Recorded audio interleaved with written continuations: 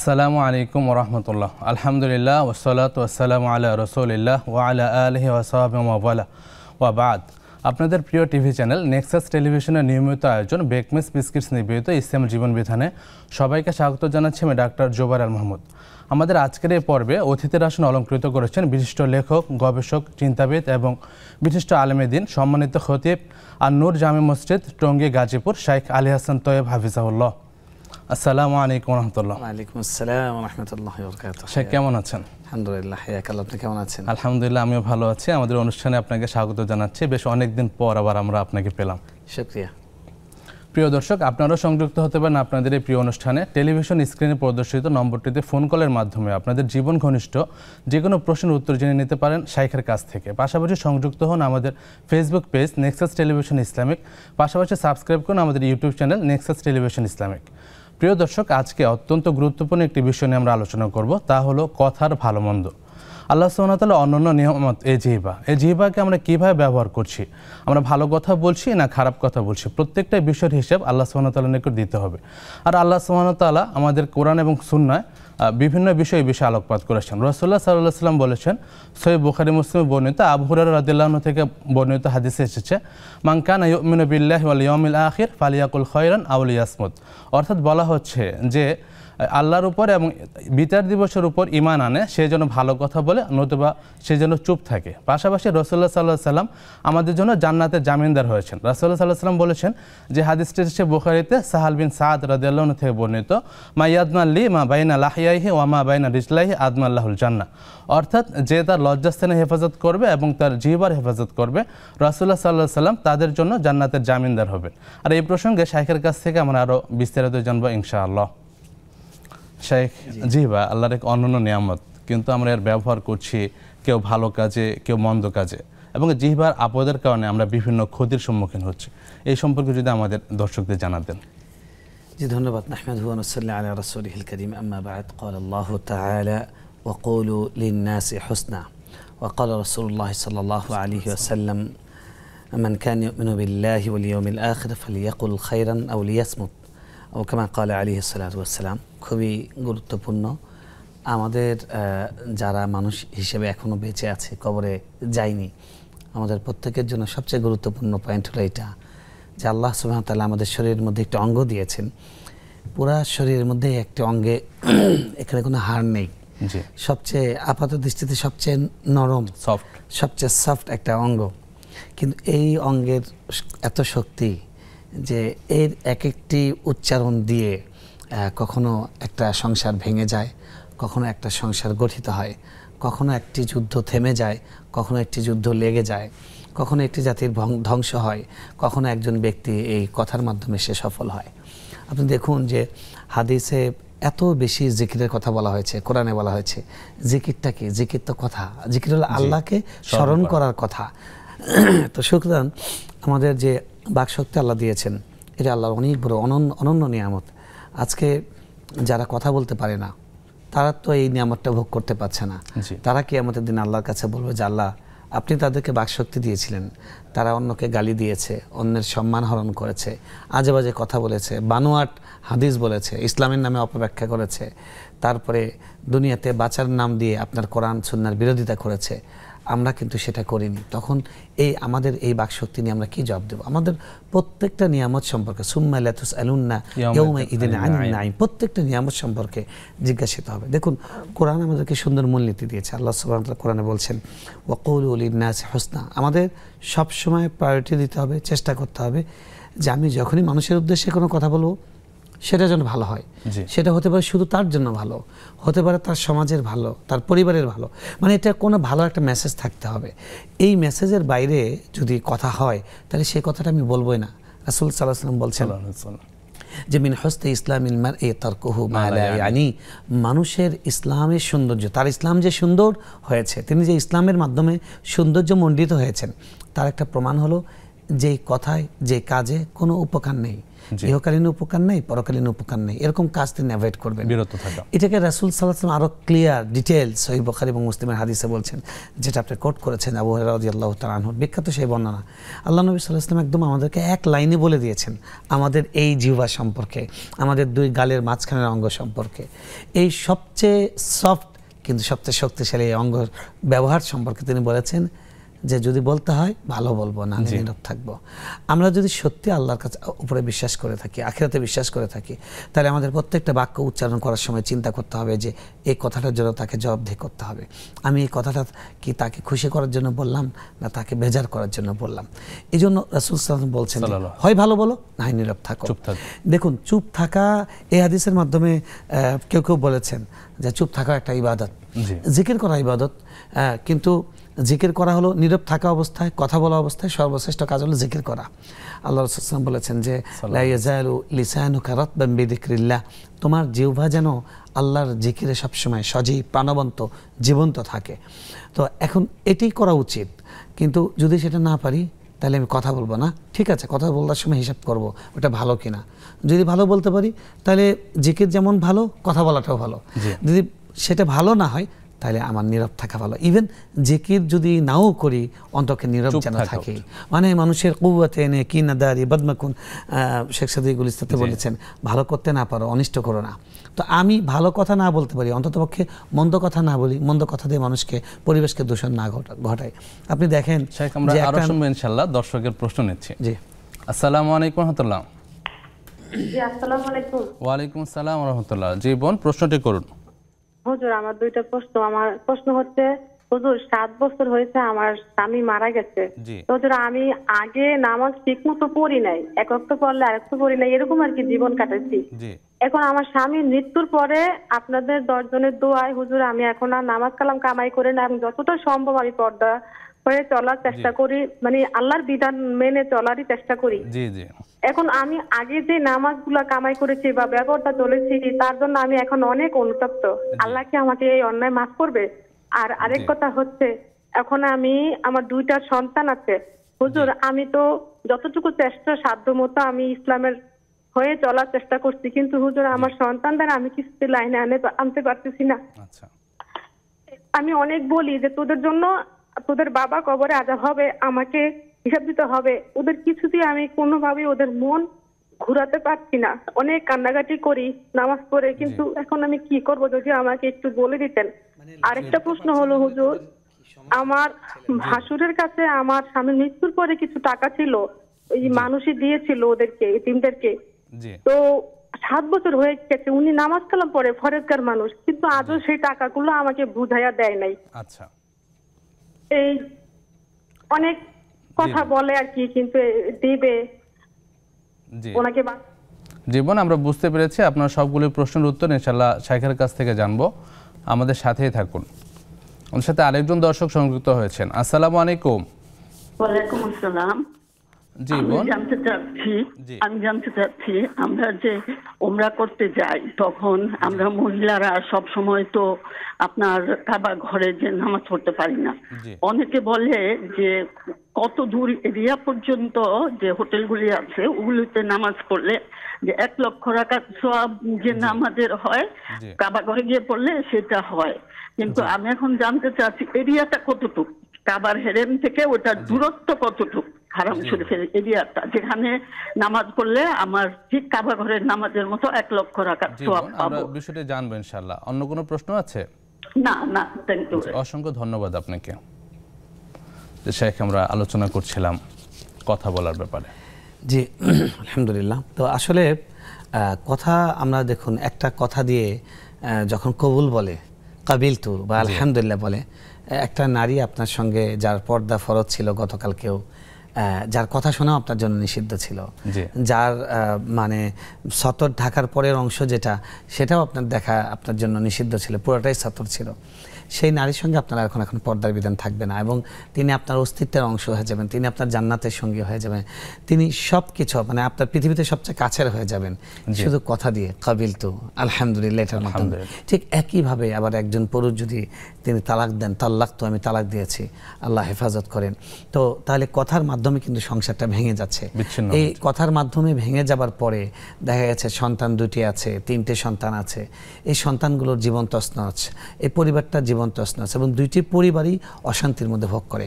তাহলে এটা কিন্তু পুরো কথার কারণে। জি। আপনি দেখবেন যে পৃথিবীতে যত যুদ্ধ লাগে, যুদ্ধগুলো কিন্তু কথা দিয়ে শুরু হয়, বলে বাকযুদ্ধ।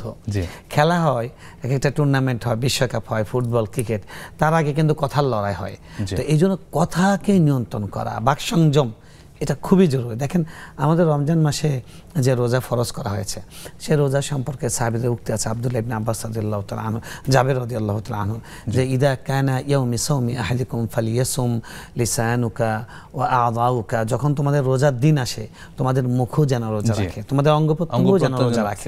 তার মানে কি? এগুলোকে নিয়ন্ত্রণ করা। যেমন রমজানের মাধ্যমে রোজাকে বলা হয় কি? সিয়াম মানে হলো আল ইমসাক, নিয়ন্ত্রণ করা, কন্ট্রোল করা, টু কন্ট্রোল। তো আপনি এখন আপনার কন্ট্রোল ইওর টাং, আপনার মুখকে নিয়ন্ত্রণ করা, এটাও একটা ইবাদত, এটা রোজার অংশ। এবং কোরআনে কিন্তু মারিয়াম আলাইহিস সালামের যে ঘটনাটা আছে, যে তিনি বললেন যে আমি 3 দিন রোজার নিয়ত করেছি, হ্যাঁ, ওই রোজাটা ছিল কিন্তু কথার কথা। তো সুতরাং আমরা যদি আল্লাহর প্রিয় বান্দা হতে চাই, আমাদের জিহ্বাকে সংযত করা ছাড়া কখনো হওয়া সম্ভব নয়। এটাকে কন্ট্রোল করতে হবে। রাসূল সাল্লাল্লাহু আলাইহি ওয়াসাল্লাম বলছেন যে মিথ্যা কথা বলা মুনাফিকের লক্ষণ, তারপরে আপনার গালি দেওয়া মুনাফিকের লক্ষণ। তো এই যেটা কিন্তু সব মুখের গুনাহ। তারপরে আপনার গীবত করি, সবচেয়ে জঘন্য গুনাহ, এটা মুখের গুনাহ। তো এই জন্য যদি কেউ মুখটাকে নিয়ন্ত্রণ করে, তার গীবত হবে না, তার চগলখড়ি হবে না, তিনি মিথ্যা বলবেন না। তো মুখকে নিয়ন্ত্রণ করতে বলে তার জান্নাতে যাওয়ার। আরেকটা হাদিস যেটা আপনি কোট করেছেন, যে রাসূল সাল্লাল্লাহু আলাইহি ওয়াসাল্লাম বলছেন 2টা অঙ্গ পুরা বডির মধ্যে আমাদের 360টি জোড়া, রাসূল হাদিসের ভাষা অনুযায়ী যা আছে, এর মধ্যে 2টি অঙ্গকে যদি আমরা নিয়ন্ত্রণ করতে পারি, কন্ট্রোল করতে পারি, এটাকে বশে রাখতে পারি এবং এটার পরিমিত ব্যবহার করতে পারি, তাহলে রাসূল সাল্লাল্লাহু আলাইহি ওয়াসাল্লাম বলছেন যে আমি তাকে জান্নাতের গ্যারান্টি দিতে পারি। সুবহানাল্লাহ। সেই 2টি অঙ্গ হলো 2 গালের মাঝখানের অঙ্গ, অর্থাৎ এই জিহ্বা, এটাকে নিয়ন্ত্রণ করা যায় না। আরেকটা হলো 2 উরুর মাঝখানের অঙ্গ, অর্থাৎ লজ্জাস্থান। আজকে পৃথিবীতে যত পাপাচার হচ্ছে, এই হয়তো আমাদের মুখের শান্তির জন্য কিংবা আমাদের লজ্জাস্থানের রিপুর, প্রত্যক্ষ পরোক্ষভাবে দুইটার সাথে সংশ্লিষ্ট। এই জন্য মানে জিহ্বাকে কন্ট্রোল করাটা খুবই জরুরি, খুবই জরুরি। দেখেন আরবিতে একটা কবিতায় আছে যে জারাহাতুস সিনানে লাহাল তিয়াম ওয়ালা ইয়ালতামু মা জারহাল লিসান, অর্থাৎ তরবারি দিয়ে যদি আঘাত করা হয়, তরবারির আঘাত কিন্তু মলম দিয়ে ব্যান্ডেজ করে সেটা প্রতিষেধক আছে, সেটাকে রিকভার করা যায়। কিন্তু জিহ্বা দিয়ে যে কথাটা মানুষ বলে, আপনি ক্ষমা করে দিয়েছেন ইভেন, তারপর যে তুমি কিন্তু আমার সামনে এসো না, তোমাকে দেখলে আমার মনে পড়ে। তো এই জন্য আমার কথা বলার সময় আমাদের হিসাব করে কথা বলা উচিত। রাসূল সাল্লাল্লাহু একটা হাদিসে বলেছেন যে আল্লাহর কাছে ওই ব্যক্তি সবচেয়ে নিকৃষ্ট, আলাদুল খাসিম, যে ব্যক্তি চিৎকার করে কথা বলে এবং ঝগড়া করে। এবং আরেকটা হাদিসে বলেছেন যে আল্লাহর কাছে ওই ব্যক্তি সবচেয়ে নিকৃষ্ট, যে ব্যক্তির মুখের ভয়ঙ্কর কথার ভয়ে মানুষ তার থেকে দূরে থাকে। সুতরাং নাউযুবিল্লাহি মিন যালিক, আল্লাহ বলছেন যে ওয়ালিসানান ওয়া শাফাতাইন, আমি তোমাদেরকে 2টি হাত দিয়েছি, 2টি পা দিয়েছি এবং তোমাদেরকে জিহ্বা দিয়েছি। ওয়া আল্লামাহুল বায়ান, আল্লাহ কোরআনে আমাদেরকে এটা যে নিয়ামত স্মরণ করে দিয়েছেন, আমি তোমাদেরকে বাকশক্তি দিয়েছি, তোমরা কথা বলো। তো সুতরাং এই যে আল্লাহর নিয়ামত কথা বলা, এই নিয়ামতটাকে আল্লাহর হুকুম মাফিক আমাদেরকে ব্যবহার করতে হবে, ভোগ করতে হবে। এবং রাসূল সাল্লাল্লাহু আলাইহি ওয়াসাল্লাম সেটার মূলনীতি বলে দিয়েছেন। একটা হাদিসে সব কথা, আমাদের পুরো আলোচনা ভুলে গেলেও সমস্যা নাই, এই একটা কথা মনে রাখলেই হবে, বললে ভালোটা বলবো, নালে নীরব থাকবো। আল্লাহ আমাদের তৌফিক দান করুন। আমিন আমিন। শেখ, দর্শক অপেক্ষা করছেন, প্রশ্ন নিচ্ছি। জি, আসসালামু আলাইকুম ওয়া রাহমাতুল্লাহ। ওয়া আলাইকুম আসসালাম। জি বোন, বলুন। আমি শাবাত থেকে বলছি। জি বোন। আমরা যে গোসল করতে যাই, আমরা যদি ওযু করে ওযু ছাড়া গোসল করি, তাহলে কি আমাদের গোসল হবে না? বা গোসল কইরা ওযু কইরা যদি আবার গোসল করি, তাহলে কি আবার নামাজ পড়লে ওই ওযুতে নামাজ পড়া যাবে কিনা? আচ্ছা, একটু বুঝে বলবেন। আর যে আমরা মনে করেন 3 বার ধুইলাম ওযু করার সময়, না 2 বার দিলাম, খেয়াল থাকে না, এক্ষেত্রে যদি 2 বার ধুইলে ওই ওযু ওইভাবে ওযু শেষ করি, তাহলে কি ওযু হবে? আর বিসমিল্লাহ পড়া কি জরুরি ওযুর মধ্যে? যে বিসমিল্লাহ বলতেই হবে, না বললে কি ওযু হবে না? আচ্ছা বোন, আমরা জি বোন বলুন প্লিজ। এই যে মনে করেন যাকাত তো নিঃসমেন ছেড়ে দিতে হয়, যার কোনো কিছুই নেই। আর এমনি যদি দান করি আমরা, এমনি যে সোয়াবের জন্য, যদি মা বাবা বা যখন যাই হোক যে আমি কিছু টাকা দান করুন সোয়াবের জন্য, সেক্ষেত্রে কি হয়তো কারো কিছু জমি আছে কিন্তু মাসিক ইনকাম তেমন নেই, কোন রকম চলে, জমি আছে অনেক ক্ষেত খামারের কিন্তু মাসিক ইনকামটা নেই। আমাদের যেরকম 50-60,000 মাস গেলে ইনকাম হয়, ওদের ওরকম না, খালি কোন রকম আর কি চলে। কিন্তু ওই যে বছরে 2-1 বার ফসল পাই, এরকম দানের টাকা দেওয়া যাবে যে আমার মা বাপের জন্য জানি সোয়াব পাই বা সোয়াব এরকম নিয়াতের আশায় দেওয়া যাবে। জি জি বোন, আমরা জানবো ইনশাআল্লাহ শেখের কাছ থেকে, আমাদের সাথেই থাকুন। প্রিয় দর্শক, উপভোগ করছেন বেকমেস বিস্কিটস নিবেদিত ইসলামের জীবন বিধান। সময় হলো প্রথম বিরতিতে যাবার, ফিরছি কিছুক্ষণ পর, আমাদের সাথেই থাকুন।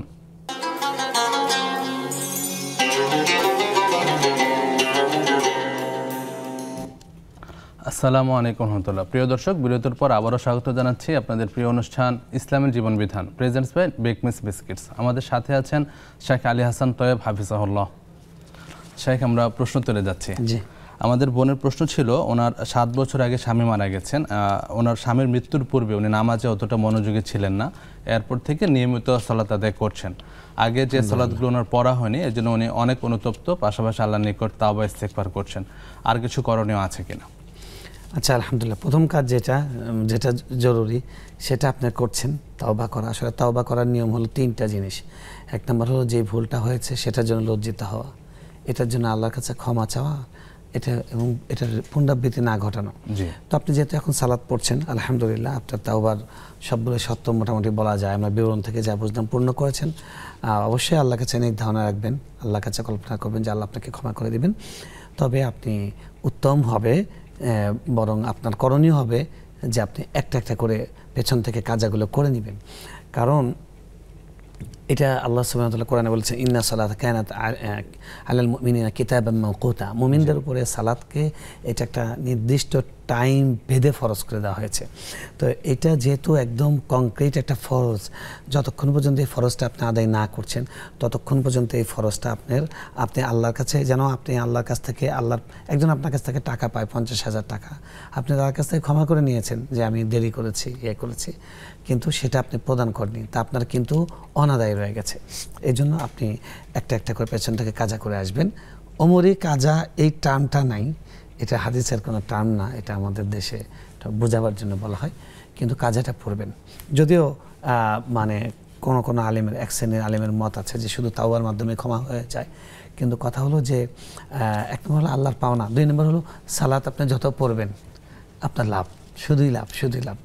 এই জন্য যেহেতু আপনার সুযোগ আছে, আপনার পেছন থেকে একটা একটা করে পড়ে আসবেন ইনশাআল্লাহ।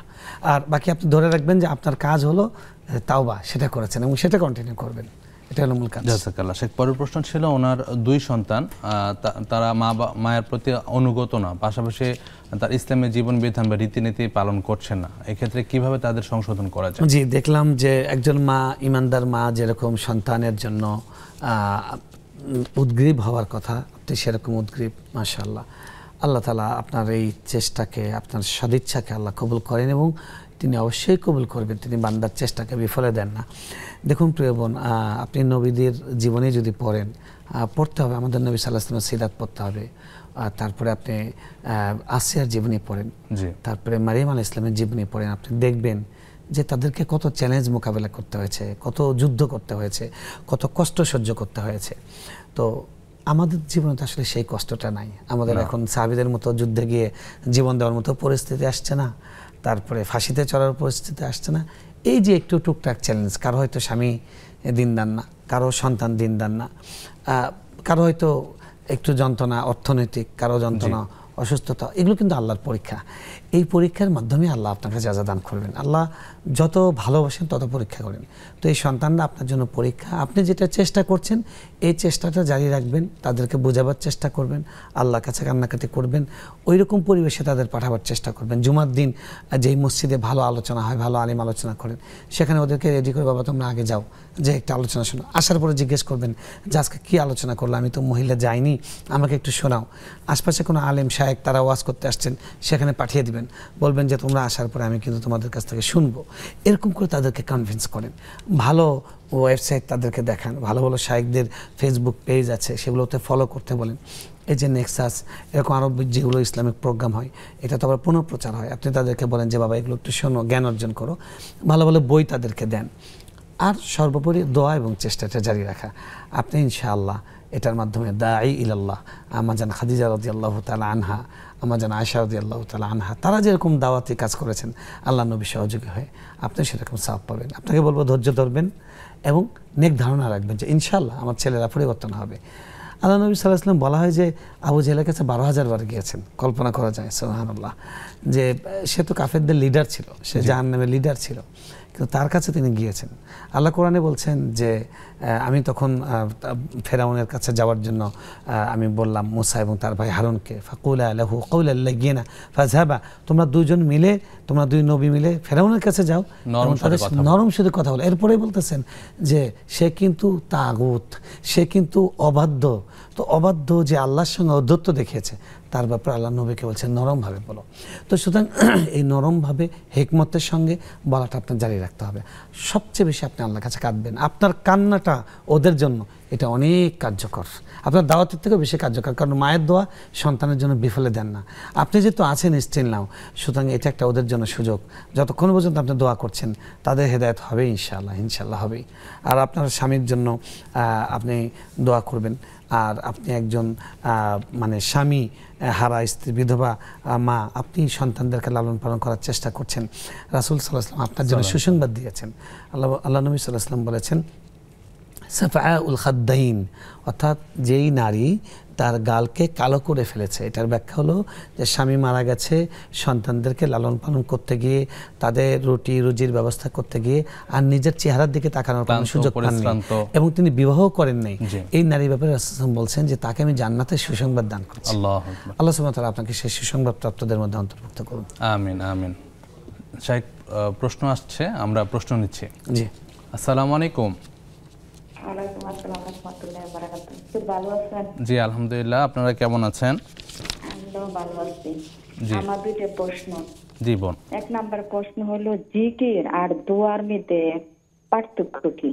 কোনগুলো জিকির আর কোনগুলো দোয়া? আচ্ছা বোন, পরের প্রশ্ন।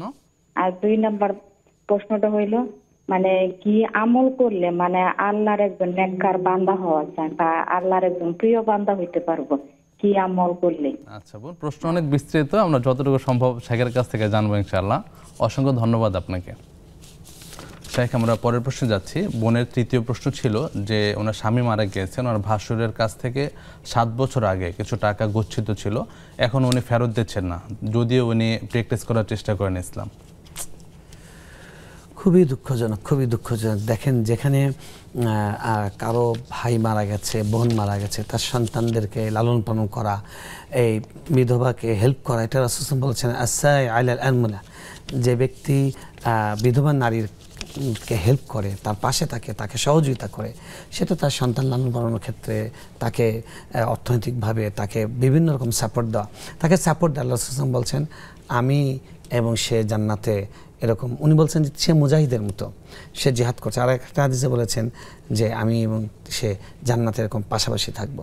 তো এটা যেখানে করণীয় ছিল, সেখানে উল্টো ভাতিজাদের গচ্ছিত অর্থ দিতে গিয়ে টালমাটাল করা, গড়িমসি করে, খুবই দুঃখজনক।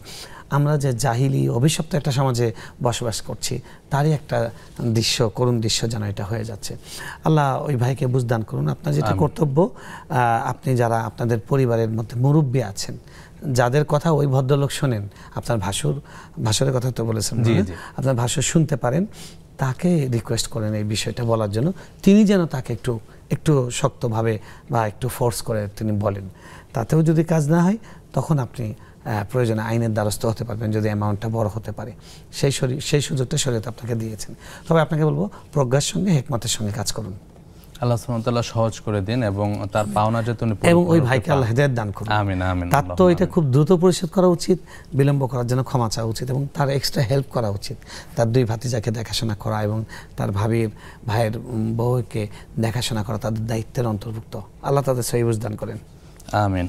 শেখ, পরের প্রশ্ন যাচ্ছে। আমাদের আরেক বোনের প্রশ্ন ছিল যে উমরা বা হজ করা অবস্থায় কাবাঘরের ভিতরে বা কাবাঘরের কাছে সালাত আদায় করা যায় না, তো এই ক্ষেত্রে কি করবেন মা বা বোনেরা? আচ্ছা, যেটা হয় যে বিশেষ করে ধরেন মাগরিব আর এশা কাছাকাছি হয়, তারপরে জোহর আর আসরটাও, মাগরিব আর এশা কাছাকাছি, জোহর আসর কাছাকাছি, তো হারাম এই দুটো ওয়াক্ত কাছাকাছি। তো দেখা গেছে যে সালাত পরে বের হয়ে আসতে আসতে আধা ঘন্টা চলে যায়, কারণ এত ভিড় থাকে, তারপরে হোটেল রুম পর্যন্ত আসতে আরেকটা ওয়াক্ত হয়ে যায়। এই জন্য পুরুষরা কিন্তু সবসময় দৌড়ে যেতে পারেন, মহিলারা অনেক সময় যেতে পারেন না, বিশেষ করে অসুস্থ বয়স্ক মহিলারা যারা বেশ হাঁটতে হয়, কারণ হারামের চত্বরটাই তো অনেক বড়। তো এরকম যদি হয় তারা এই প্রশ্নটা করেন, তাদের জন্য এটা বলা হয়, এটা সঠিক, আপনি যেটা শুনেছেন সঠিক। হুদুদে হারাম, হারামের সীমানার মধ্যে পুরোটাই সেই 1 লাখের সওয়াবটা রাসূল সাল্লাল্লাহু আলাইহি ওয়াসাল্লাম যেটা বলেছেন সেটা আপনি পাবেন ইনশাআল্লাহ। এবং হুদুদে হারাম অনেক বড়, যে হোটেলগুলো আছে আপনার ওদিকে আরাফার ময়দান পর্যন্ত, ওইটা হুদুদে হারাম ওদিকে পর্যন্ত আছে, এবং এদিকে আয়েশা মসজিদ পার হয়ে বেশ লম্বা জায়গা, মক্কার চারপাশে সেটা সীমানা নির্ধারণ করা আছে। আপনি সেটা গুগলে সার্চ দিলে পেয়ে যাবেন, ওখানে স্থানে কাউকে জিজ্ঞেস করলে পাবেন, এবং সাধারণত সবগুলো হোটেলের ভেতরেই হয়। সেই জন্য আপনাদের ওটা টেনশন করার দরকার নেই। তবে আমি বলবো যে জোহরের সময় মানে যদি এরকম হয় যে জোহরের আগে খেয়ে গেলেন, তাহলে জোহর নামাজ পড়ে আসর পরে আসলে এসে আবার 3 ঘন্টার মতো গ্যাপ থাকে, 2.5 ঘন্টা 3.5 ঘন্টা গ্যাপ থাকে, রেস্ট নিয়ে আবার আসরের আগে মাগরিবের আগে ওযু করে গেলেন, তারপরে এশাটা পড়ে আসলেন। এভাবে করলে চেষ্টা করা উচিত যে 2 দফায় 4 নামাজ হয়ে গেল, আর ফজরটা আলাদা চেষ্টা করা উচিত 5 ওয়াক্ত পড়ার জন্য, কারণ এই সুযোগটা পৃথিবীর কোথাও পাওয়া যায় না। আর আপনি 1.5 লাখ টাকা খরচ করে একটা উমরা করছেন, কেন, কি জন্য? এই কাবা ঘর শুধু দেখার জন্য তো না, এটা তাওয়াফ করা এবং সেখান থেকে নেকির অর্জন করা। তো সুতরাং চেষ্টা করা উচিত। জাযাকাল্লাহ খান। পরের প্রশ্ন যাব একটা বিরতির পর ইনশাআল্লাহ। প্রিয় দর্শক, উপভোগ করছেন বেকমেস বিস্কিটস নিবেদিত ইসলামী জীবন বিধান। সময় হলো দ্বিতীয় বিরতিতে যাবার, ফিরছি কিছুক্ষণ পর, আমাদের সাথেই থাকুন।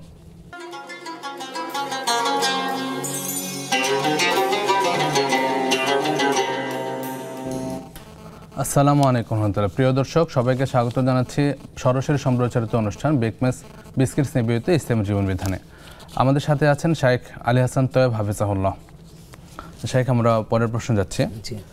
আমাদের বোনের প্রশ্ন ছিল যে কখনো কখনো গোসল করার পূর্বে অজু করতে ভুলে যান বা গোসল করার পরে অজু করতে ভুলে যান, এই ক্ষেত্রে ওই গোসল দিয়ে উনি নামাজ পড়তে পারবেন কিনা? আচ্ছা দেখুন, প্রথম হলো যে অভ্যাস করে ফেলুন যে যখনই গোসল করবেন আগে সুন্নত তরিকায় পুরা অজুটা করবে, এটা গোসলের সুন্নত। গোসলের সুন্নত হলো রাসূল যখন গোসল করতেন, এটা ফরজ গোসল এবং সাধারণ গোসলের সময়ও। ফরজ গোসলের সময় তো আগে অঙ্গটা পরিষ্কার করে নেওয়া, তারপরে অজু করা, তারপরে গোসল করা। আর সাধারণ গোসলের সময় অজুটা পরিপূর্ণভাবে করে তারপরে গোসল করা। তো যদি অজুটা করে নিয়ে পূর্ণ গোসল করেন তাহলে তো আপনি ডাবল অজু হয়ে গেছে, অবশ্যই সেটা দিয়ে নামাজ পড়তে পারবেন, কোনো সমস্যা নেই। আর যদি আপনি অজু করেননি তবে গোসল শেষ করেছেন এবং গোসলে মানে অজুর সবগুলো অঙ্গতে পানি পৌঁছে গিয়েছে, তখন শুধুমাত্র কলি আর নাকে পানি দেওয়া, এই দুটি যদি আপনি এক্সট্রা করে নেন তাহলে আপনার আর অজু করার প্রয়োজন হবে না, কারণ ওই গোসলের মধ্যে অজু হয়ে গেছে। আর শুরুতে মানে অজুতে যদি আপনি করেন তাহলে ওটা একটা স্বতন্ত্র ইবাদত হবে। আর যদি এটা না করেন তাহলে স্বতন্ত্র ইবাদত হবে না, তবে গোসলের ফরজ আদায় হওয়ার কারণে আপনার গোসল হয়ে যাবে, এই গোসল দিয়ে আপনি নামাজ পড়তে পারবেন। জাযাকাল্লাহ খাইর। শেখ, পরের প্রশ্ন ছিল যে কখনো কখনো ভুলে অজুর অঙ্গগুলি 3 বারের জায়গায় 2 বার ধোয়া হয়, ওই ক্ষেত্রে কোনো অসুবিধা আছে কিনা? আর অজুর শুরুতে যদি বিসমিল্লাহ না বলা হয় তাহলে কোনো সমস্যা হবে কিনা? আচ্ছা, প্রথম কথা হলো যে 3 বার করে করেছেন রাসূল সাল্লাল্লাহু আলাইহি ওয়াসাল্লাম, 2 বার করে করেছেন, 1 বার করেও করেছেন, সুতরাং ওটা যদি কখনো 2 বার হয়ে যায় তাতে কোনো সমস্যা নেই, কোনো সমস্যা হবে না, ওটাও সুন্নাহ। আর বিসমিল্লাহর কথা যেটা, বিসমিল্লাহ অনেক আলিমের মতে এটা ফরজ, যদিও মানে মুফতাবিহ কওল বা গ্রহণযোগ্য মত হলো এটা ফরজ নয়, কিন্তু বিসমিল্লাহ অজু কিন্তু একটা ইবাদত, যদিও অজু ইবাদতের পূর্ব প্রস্তুতি, কিন্তু এটাই একটা স্বতন্ত্র ইবাদত, অনেক বড় ইবাদত, অনেক বড় ইবাদত। আমরা জানি যে বেলাল রাদিয়াল্লাহু তাআলা আনহুর পায়ের আওয়াজ রাসূল সাল্লাল্লাহু আলাইহি ওয়াসাল্লাম মেরাজের সময় তিনি শুনতে পেয়েছেন এবং জিজ্ঞেস করেছেন কি করো তুমি, তখন উনি বলেছেন আমি যখনই অজু চলে যাই অজু করি, অজু ছাড়া থাকি না এবং 2 রাকাত সালাত আদায় করি। তো সুতরাং অজু অনেক বড় ইবাদত, যে ব্যক্তি ঘুমানোর সময় অজু করে ঘুমায় এবং সে যদি মারা যায় ঈমানের উপর মৃত্যু হয়। তো সুতরাং অজু একটা নিজেই ইবাদত, তো যে কোনো ইবাদত আপনি আল্লাহর নাম ছাড়া কীভাবে করবেন? এই জন্য অজুর শুরুতে অবশ্যই বিসমিল্লাহ বলার অভ্যাস করা উচিত এবং বিসমিল্লাহ বলেই অজু করা উচিত, তাহলে অজুর ইবাদতের সওয়াবও পাবেন এবং বিসমিল্লাহ বলার যে একটা সুন্নাহ গুরুত্বপূর্ণ আমল সেটার জন্য স্বতন্ত্র সওয়াব পাবেন। সুবহানাল্লাহ। জাযাকাল্লাহ খাইরান। শেখ, পরের প্রশ্নে যাব, দর্শকের প্রশ্ন নিচ্ছি। জি, আসসালামু আলাইকুম। ওয়ালাইকুম আসসালাম। জি বোন, প্রশ্ন করুন। জি ভাই, আমার একটা প্রশ্ন, জি এই যে নামাজের সময় জি আপনার লম্বা সূরা দিয়ে নামাজ পড়লাম, হয়তো মাঝখান দিয়ে ভুলে গেলাম, তাহলে কি গুনাহ হবে ভাইয়া? আচ্ছা, অন্য কোনো প্রশ্ন আছে বোন? একটা প্রশ্ন হচ্ছে যে আমি কোরআন খতম করি, কি বিশেষ দোয়া আছে নাকি ভাইয়া? আমি ওই যে রিডিং ফরিয়েরও খতম করি, আবার অর্থ সহ ফরিয়েরও খতম করি, এই বিশেষ কোনো দোয়া আছে? আচ্ছা বোন, জানবো ইনশাআল্লাহ শেখের কাছ থেকে, আমাদের সাথেই থাকুন। শেখ, পরের প্রশ্ন যাচ্ছে। আমাদের বোনের প্রশ্ন ছিল যে যাকাত তো নির্ধারিত লোকদের দেয়া হয়, তো দান সদাকা যদি নিকটাত্মীয়দের করা হয় ওই ক্ষেত্রে কেমন সওয়াব পাওয়া যাবে? আচ্ছা, দেখুন, যদি যাকাত দেওয়া আপনার ফরজ আদায় হয় এবং এটার দ্বারা সম্পদ এবং অর্থ এবং অন্তর দুটোই পবিত্র হয়, তো যাকাত যদি আপনি দেন তাহলে ফরজ আদায় করলেন, সাদাকা করলেন, সওয়াব পেলেন, অন্তর পবিত্র হলো, সম্পদ পবিত্র হলো। আর যাকাতটা যদি নিজেদের আত্মীয়দেরকে দেন, যেই আত্মীয়রা যাকাত খাওয়ার হকদার, যাকাত যেহেতু কাদেরকে দেওয়া যাবে এটা কোরআন স্পষ্ট করে নির্দিষ্ট করে দিয়েছে, তো এরকম যদি হকদার এরকম খাত যদি নিজেদের আত্মীয়ের মধ্যে থাকে, তাহলে যদি সেখানে যাকাত দেওয়া হয় তাহলে ডাবল সওয়াব হবে, অন্যদের থেকে এখানে সওয়াবটা দ্বিগুণ হবে। একটা সওয়াব হয় যাকাত আদায়ের, আর একটা হলো আত্মীয়দের সাথে সম্পর্কটা যে রক্ষা। রাসূল সাল্লাল্লাহু আলাইহি ওয়াসাল্লাম বলেছিলেন সাদাকাতু আলাল মাসাকিন সাদাকা, গরিবদেরকে দান করা সেটা হলো দান, আর সাদাকাতু আলাল আকারিব, আত্মীয়দেরকে দান করা সেটা সিলাতুন ওয়া সাদাকা, সেটা একই সঙ্গে সাদাকার মতো ইবাদত, সিলা এবং আত্মীয়দের সাথে সম্পর্ক রক্ষা সেই ইবাদত, ডাবল ইবাদত। তবে মনে রাখতে হবে যে তারা এটা খাওয়ার উপযুক্ত কিনা, এবং তিনি বোধহয় জিজ্ঞেস করেছেন যে জমি আছে কিন্তু আলাদা টাকা নেই, তাহলে তাকে যাকাতের টাকা দিতে পারবেন কিনা। দেখুন, যাকাত তার উপর ফরজ কিনা এটা আপনি নিশ্চিত হবেন। যদি তার উপর যাকাত ফরজ না হয়ে থাকে তাহলে আপনি তাকে যাকাত দিতে পারবেন, জমি থাকলেও তাকে যাকাত দিতে পারবেন। যদি তিনি যাকাত ফরজ তার উপর না হয়ে থাকে, তো আপনি তার কাছ থেকে সেটা জেনে নেবেন, যে বা সরাসরি জিজ্ঞেস করবেন বা অন্যভাবে জানার চেষ্টা করবেন যে তিনি যাকাত দেন কিনা এবং যাকাত তার উপর ফরজ কিনা। সেটা যদি কনফার্ম হন ফরজ না, তাহলে আপনি তাকে দিতে পারবেন, দিলে ওই ডাবল সওয়াব পাবেন। জাযাকাল্লাহ খায়ের। শেখ, পরের প্রশ্ন অনলাইন থেকে আমাদের বোন জেরিন জেনিফা জানতে চেয়েছেন যে কোন কোন আমলের পূর্বে দরুদ পড়তে হয়? আচ্ছা, যে কোনো আমল, কুল্লু আমরিন যিবালিন লাম ইয়াবদা বিবিসমিল্লাহ ফাহুয়া আবতার, প্রত্যেকটা কাজ যেটা গুরুত্বপূর্ণ কাজ, দরকারি কাজ, সেটা যদি আল্লাহর নাম ছাড়া শুরু হয় তাহলে সেটা হলো লেজ কাটা, রাসূল সাল্লাল্লাহু আলাইহি ওয়াসাল্লাম বলেছেন। তো এখানে আল্লাহর নাম তো নেবেন, আর আল্লাহর নাম যখন নেবেন, আল্লাহর নাম কিন্তু দরুদের মাধ্যমে নেওয়া যায়। এখানে আল্লাহুম্মা সাল্লি আলা মুহাম্মাদ, আগে আল্লাহর নাম আসছে, তো এখানে আল্লাহর নামও নেওয়া হলো। রাসূল সাল্লাল্লাহু আলাইহি ওয়াসাল্লামের দরুদ যখনই পড়া হয় কোনো জায়গায়, তখন সেখানে রহমতের ফেরেশতা নাজিল হয়, তার 10টা গুনাহ মাফ করা হয়, 10টা নেকি লেখা হয়, 10টা মর্যাদা বুলন্দ করা হয়। এবং নবী সাল্লাল্লাহু আলাইহি ওয়াসাল্লামের দরুদ বেশি বেশি যখন পড়ে, আল্লাহ নবী সাল্লাল্লাহু আলাইহি ওয়াসাল্লাম বলছেন কাব রাদিয়াল্লাহু তাআলাকে যে ইদান তুগফারা যামবুক, তাহলে তোমার সব গুনাহ ক্ষমা করে দেওয়া হবে, ওয়া তুকফা হাম্মুক, এবং তোমার যত টেনশন সেটা দূর করে দেওয়া হবে, তোমার প্রয়োজন মিটিয়ে দেওয়া হবে। সুবহানাল্লাহ। দরুদ পড়লে ওই কাজটা সাকসেসফুল হবে। এজন্য উচিত হলো প্রত্যেকটা কাজের শুরুতে আল্লাহর নাম নেওয়া এবং দরুদ পাঠ করা। এজন্য বিসমিল্লাহ, আলহামদুলিল্লাহ, ওয়াসসালাতু ওয়াসসালামু আলা রাসূলিল্লাহ, কিংবা আলহামদুলিল্লাহি রাব্বিল আলামিন, আল্লাহুম্মা সাল্লি আলা মুহাম্মাদ বা সাল্লাল্লাহু আলাইহি ওয়াসাল্লাম, এটা অভ্যাস বানিয়ে নেওয়া উচিত। প্রত্যেকটা কাজের শুরুতে এটা পড়া করলে ওই কাজটাকে আল্লাহ সফল করে দেন, ওই কাজটা আল্লাহ কবুল করেন, ওই কাজটা বরকতময় হয়। জাযাকাল্লাহ খাইরান শেখ। পাশাপাশি আমাদের আযানের পরে তো আলাদা করে দরুদ পড়ার কথা বলা আছে। আযানের পরে এটা মসজিদে প্রবেশ এবং অনেকগুলো জায়গা আছে। উনি জানতে চেয়েছেন কোন কোন সময়গুলোতে। আচ্ছা, নির্দিষ্টভাবে কোন কোন সময়ে দরুদ আছে। দরুদ যত বেশি পড়া যায়, এটা আমি বলছিলাম এতক্ষণ, নির্দিষ্ট করে বললে এক নম্বর হলো আমাদের অপরিহার্য যেটা, সেটা হলো সালাতে।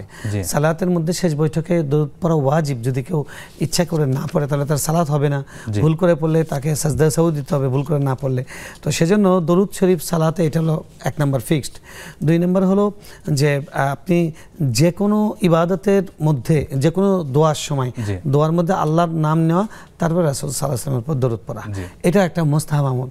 এবং যে কোনো কাজের সফলতার জন্য তার শুরুতে দরুদ পড়া, শেষেও আবার দরুদ পড়া।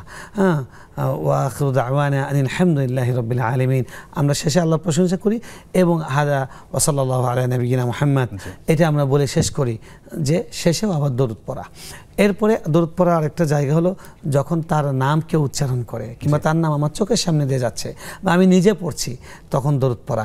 আল্লাহ রাসূল সাল্লাল্লাহু আলাইহি ওয়াসাল্লাম বলেছেন, আল বাখিল মান যুকিরতু ইনদাহু ওয়া লাম ইউসাল্লি আলাইহি, কৃপণ হলো ওই ব্যক্তি যার সামনে আমার নাম উচ্চারিত হলো অথচ সে আমার নামের উপর দরুদ পড়ল না।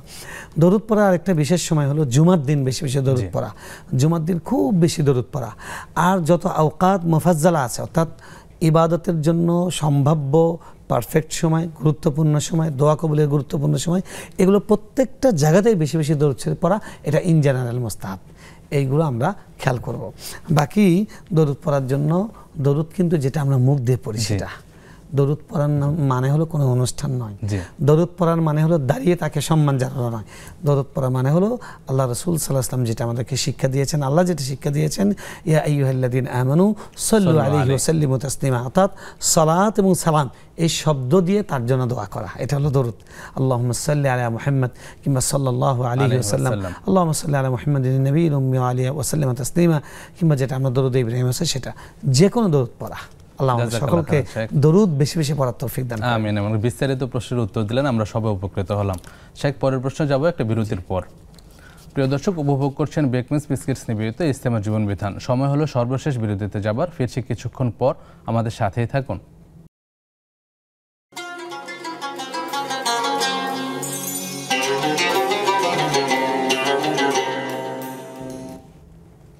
আসসালামু আলাইকুম রহমতুল্লাহ। বিরতির পর আবারও স্বাগত জানাচ্ছি আপনাদের প্রিয় অনুষ্ঠান বেকমেন্স বিস্কিটস নিবেদিত ইসলামের জীবন বিধানে। আমাদের সাথে আছেন শেখ আলী হাসান তৈয়ব হাফিজাহুল্লাহ। শেখ, পরের প্রশ্ন যাচ্ছে। আমাদের বোনের প্রশ্ন ছিল, জিকির আর দোয়ার মধ্যে কি কি পার্থক্য আছে? আচ্ছা, জিকির এবং দোয়া এটা একটার পরিপূরক এবং প্রায় কাছাকাছি, সামান্য পার্থক্য আছে। প্রথম কথা হলো যে দোয়া যতগুলো আছে সবগুলোই কিন্তু জিকির। দোয়া যা আছে সবগুলো জিকিরের অন্তর্ভুক্ত, তবে সবগুলো জিকির দোয়া নয়। কিছু জিকির আছে আল্লাহর প্রশংসা, হ্যাঁ, সেই অর্থে এগুলো দোয়া নয়, যদিও ওইটাও এক ধরনের দোয়া। তো এই জন্য খুব বেশি পার্থক্য নেই। আর দোয়ার মধ্যে আল্লাহর কাছে আমরা চাই, আমাদের প্রয়োজনটা পেশ করি। আর জিকিরের মধ্যে যেগুলো আছে দোয়া, সেগুলোও জিকির। জিকিরের মধ্যে আমরা আল্লাহর প্রশংসা করি, মানে জিকিরের মধ্যে আল্লাহর প্রশংসার দিকটাই প্রধান থাকে। দোয়ার মধ্যে বরত্ব মহত্ব বর্ণনা, আর দোয়ার মধ্যে আল্লাহর কাছে আমাদের আবেদনটা, আমাদের অসহায়ত্ব তুলে ধরা, আমাদের নিডটা আল্লাহর কাছে পেশ করা, এটাই বেশি থাকে। যদিও দুইটা সবগুলোই জিকিরও দোয়া, দোয়াও জিকির।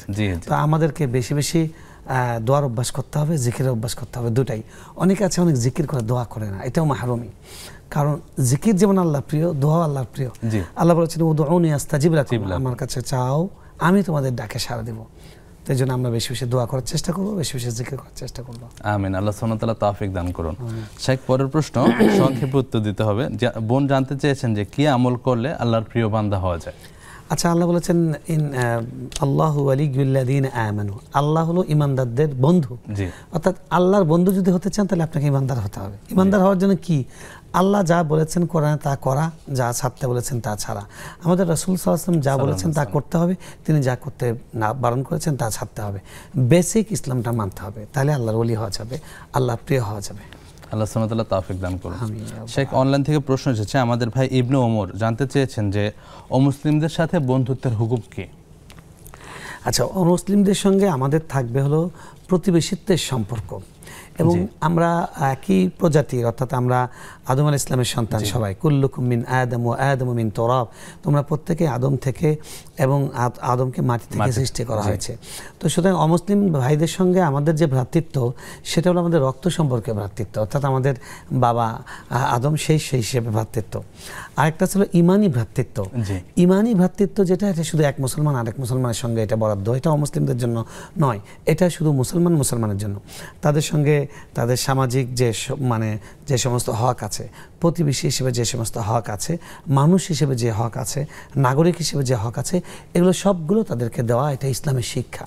কিন্তু তারা আমাদের মন থেকে যেটাকে বলে বেস্ট ফ্রেন্ড, যার কিছু হলে আমি সহ্য করতে পারবো না, যিনি এবং আমি একটা অস্তিত্বের বন্ধন, রক্তের বন্ধন, হৃদয়ের বন্ধন হয়ে গেছে, সেটা অমুসলিমের সঙ্গে হবে না। আল্লাহ রাব্বুল আলামিন কোরআনে স্পষ্ট করে বলেছেন, লা তাত্তাখিদুল ইয়াহুদা ওয়ান নাসারা আউলিয়া, তোমরা ইহুদি এবং নাসারা যারা আল্লাহর সঙ্গে শিরক করে, আল্লাহকে কষ্ট দেয় প্রতি মুহূর্ত, তাদেরকে তোমরা বন্ধু হিসেবে গ্রহণ করো না। তারা আমাদের মানে পার্মানেন্ট মিত্র পার্মানেন্ট বন্ধু হতে পারে না, তারা আমাদের কখনো কখনো কোনো বিষয়ভিত্তিক বন্ধু হতে পারে, কিন্তু আমাদের স্থায়ী চিরস্থায়ী বন্ধু, রক্তের সম্পর্ক, আত্মার সম্পর্ক, সেটা হবে ঈমানদার। জাযাকাল্লাহ খাইরান। শেখ, পরের প্রশ্ন বোন উম্মেহানি অনলাইনে প্রশ্ন এসেছে। উনি অসুস্থতার কারণে, কোমরে ব্যথার কারণে ফরজ ওয়াজিব ছাড়া অন্যান্য নামাজগুলি চেয়ারে বসে আদায় করেন, এতে কোনো অসুবিধা আছে কিনা? আপনি যদি এমন হন যে আসলে আপনার দাঁড়িয়ে নামাজ পড়তে কষ্ট হয়, তাহলে তো আপনার জন্য সুযোগ আছে। রাসূল সাল্লাল্লাহু আলাইহি ওয়াসাল্লাম বলেছেন, সাল্লি কাঈমান ফাইন লাম তাস্তাতি ফাকাঈদান, দাঁড়িয়ে নামাজ পড়ো, যদি না পারো তাহলে বসে পড়ো, সেটা উত্তম। আসলে যাদের কোমরের সমস্যা বা হাঁটুতে সমস্যা, অনেকেই আছেন যে একটু সমস্যা হয়েছে সবসময় চেয়ারে পড়েন।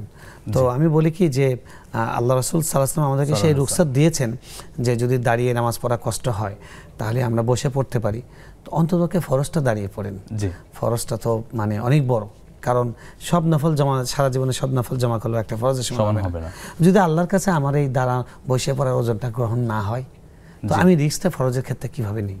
তো এই জন্য ঠিক আছে, আপনি যেটা করেন, আপনার যদি মাজুরি থাকে আপনি সেটা করতে পারেন। পরের প্রশ্ন বোন আনজোরা বেগম অনলাইনে প্রশ্ন এসেছে যে ইসলামী ব্যাংকে, যে কোনো একটা ইসলামী ব্যাংকিং সিস্টেমে যে টাকা রাখা হয়, ওই টাকা থেকে যে মুনাফা আসে, ওটা থেকে কি টাকার যাকাত দেওয়া যাবে?